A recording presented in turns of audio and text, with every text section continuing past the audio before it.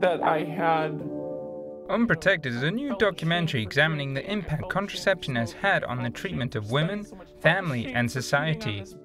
Examining various social studies and how even influential people such as Pope Paul VI, John Paul II, Gandhi, and even Sigmund Freud spoke up against contraception as bringing about a perversion to society. The documentary's director, Don Johnson, was motivated to make this after concerns of the sexual objectification of women that his young daughters were exposed to through media and other areas of life.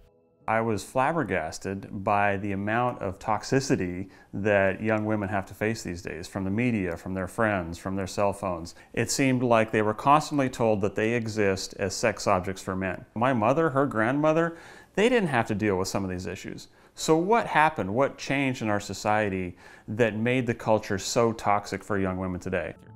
Interviewing various experts such as former Women magazine Cosmopolitan writer Sue Ellen Browder and Dr. Jennifer Roback Morse, founder of the Ruth Institute, a global non-profit organization that defends the family, they attempt to show the way the media, women, families have been manipulated and affected by the sexual revolution. Helen Gurley Brown had written a little handout on writing things, and she even had guidelines on how to make up an expert. And I remember one time making up an expert, and I just called him a Los Angeles psychologist. These young women believed these stories, and they were just sex fantasies, and they began to live them. I don't care what slick ad campaign anybody comes up with or what kind of propaganda comes down the pike saying that kids are resilient. Ugh. Kids are not that resilient. Kids need their own parents.